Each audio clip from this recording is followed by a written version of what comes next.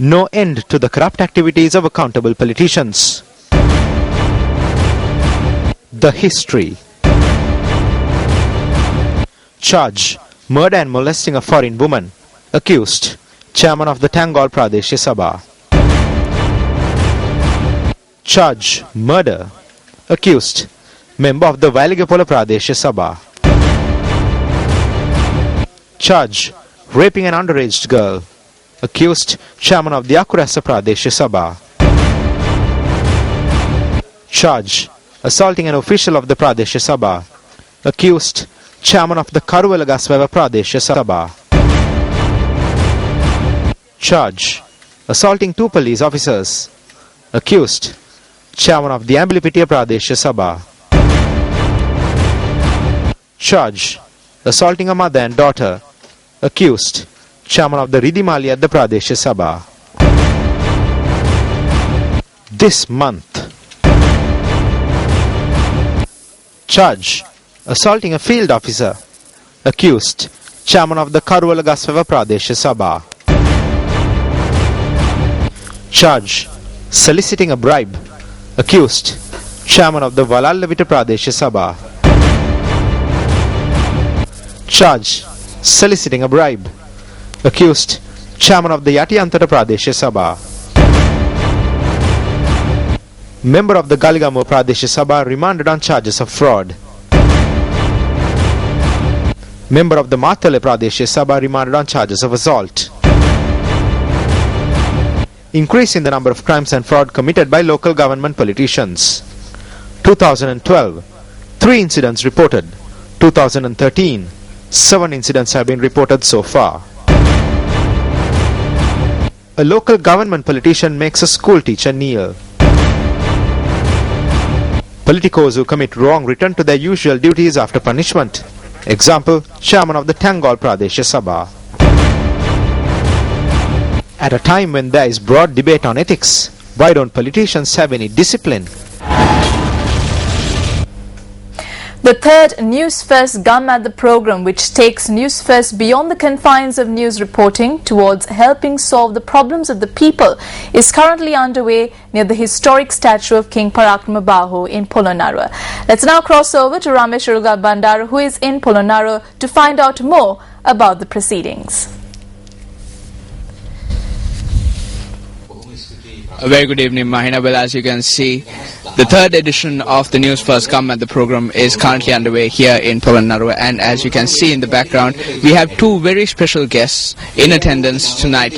We have Minister of Health Maitri Sirisena, as well as the Minister of Agriculture, Mr. Mahindayapa Abewardana, in attendance tonight. Now, tonight on the Newsfirst Come at the program, the third edition of the Newsfirst Come at the program, we are discussing the issues faced by the Rajarata farmers, the farmer community in the Rajarata area.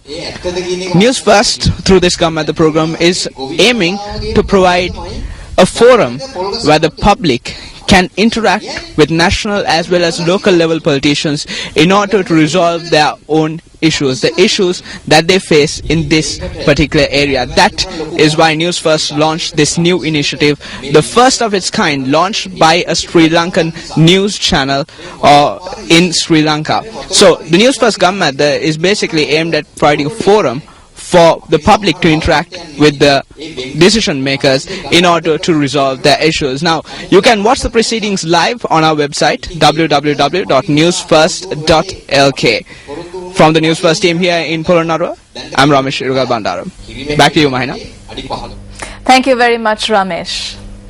On to other local news, Parliamentarian Arundhika Fernando reiterated before the Homagama Magistrates Court today that he had seen missing journalist Pragit Eknaligoda during a visit to France. Fernando made this statement while providing testimony for the magisterial inquest into the disappearance of Pragit Eknaligoda.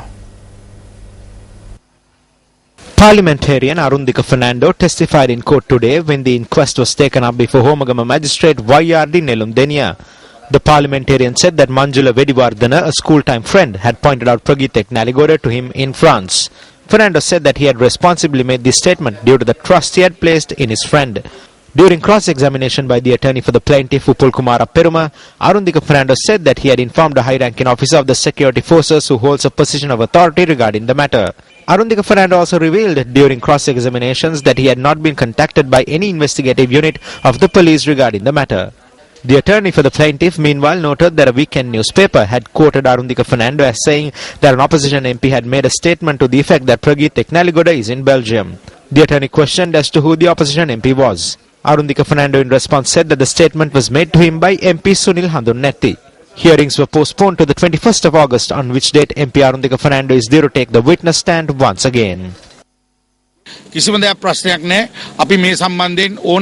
There is no problem at all. We are prepared to testify at any time. We respect the judiciary of our country. We have faith in our judicial system, and therefore we presented what we had seen and what we were told. He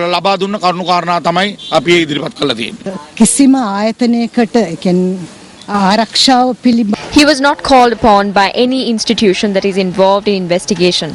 According to his testimony, he has not informed any of these institutions. That was his testimony until the session ended.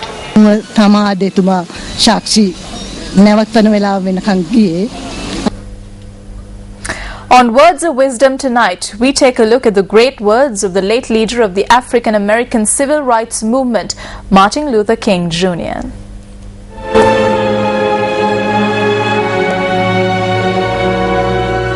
People fail to get along because they fear each other. They fear each other because they don't know each other. They don't know each other because they have not communicated with each other. Dr. Martin Luther King Jr., civil rights activist.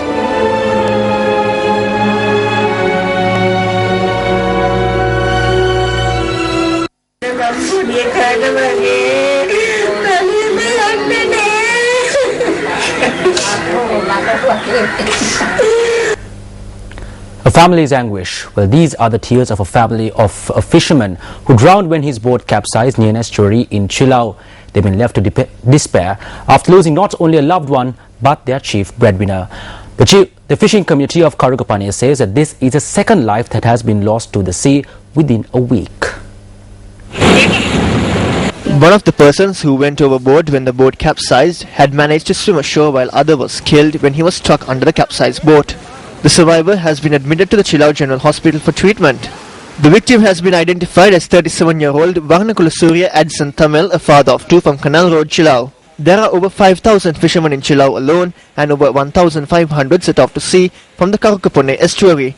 However, according to the fishermen, the estuary is filled with soil for the most part of the year. Newsfirst highlighted this issue on several previous occasions. The fishermen point out that due to these issues, the fishing boats and multi-day fishing vessels are prone to accidents. The tides close to the estuary is very strong. Our lives are always in danger. 2 lives have been lost at this location. It's a loss. It's no point widening the estuary. It's pointless to do so. A permanent solution has to be found to address this problem.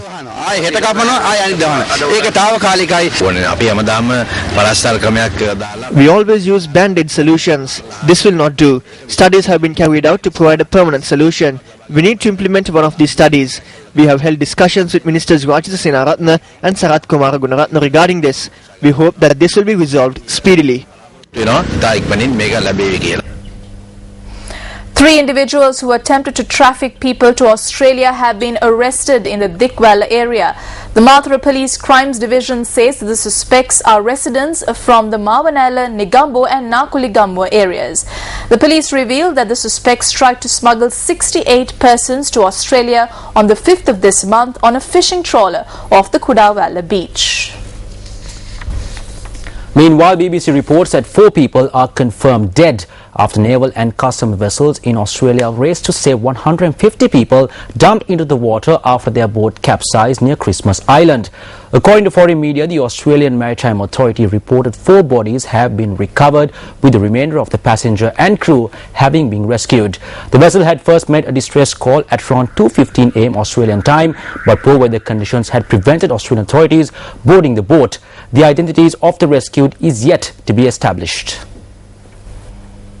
The Intercompany Employees Union charges that plans are afoot to invest funds from the Employees Provident Fund or EPF in falling stocks in the Colombo Stock Exchange yet again.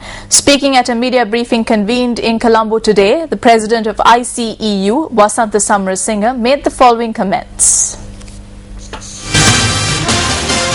In the recent past, funds from the Employees Provident Fund have been embezzled and invested in the stock exchange, with losses being incurred in the billions and damages being caused to the funds of private sector employees. Because of the steps that we took against this, it was halted to a certain point. But now investment in the stock exchange has recommenced. They have commenced buying shares of the company.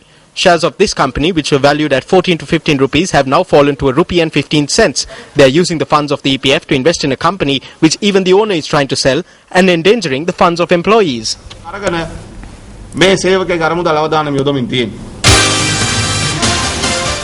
We're watching Primetime News, and up next is Action TV.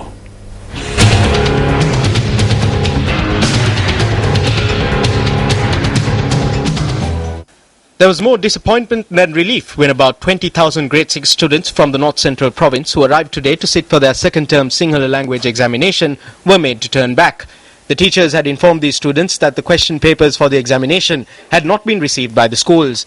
The question papers that the schools had received yesterday could not be handed to these students without violating fundamentals of education. The North Central Province Ministry of Education had handed over not only the printing of this examination paper, but the printing of all examination papers to the State Printing Corporation. As a result, it was not necessary to follow government allocation procedures for this 18 million rupee contract. Although all papers and documents printed at State Printing contain markers which notify this fact, these questionable question papers do not possess any such marker. Thereby, a conclusion can be arrived at that although the contract had been handed over to State Printing, it had subsequently been subcontracted to an external party. The only reason to not let these children sit for the Sinhala language examination today was a printing error in the question paper. It is a preposterous move to point out the importance of being cautious about printing errors in question papers to the North Central Province Department of Education or the Provincial Ministry of Education. This is incidentally the 5th consecutive year that problems have arisen with the printing of question papers for school term examinations in this province. There have been flaws in question papers printed for a total of 8 end-of-term examinations. On a number of occasions, including when the previous term examination was reduced to a farce, Action TV has pointed out that the cause for this mind-boggling oversight is the improper appointment of officials who do not even have the capability of organizing an end-of-term examination to positions of importance in the province's education administration system. The swelling of the number of improperly appointed officials to 116 as of last week makes it evident that such appointments are being made with impunity. One of the 2 most recent improper appointments to education administration in the province just so happens to be the wife of the Provincial Education Secretary. The most recent improper action that has taken place at the North Central Province Department of Education, parallel to the improper appointments and improper granting of promotions, was the transfer of 5 of the only 8 officials in the department who are qualified to be in their positions. However, let alone transfers, the officials responsible for reducing 6 end-of-term examinations in the last 5 years in the province to a farce have not even been issued warning letters. Although a sum of 18 million rupees has been spent on printing these question papers through state printing presses, the status of the mathematics question papers that will be given to year 10 and 11 students will be made evident when they see the light of day tomorrow.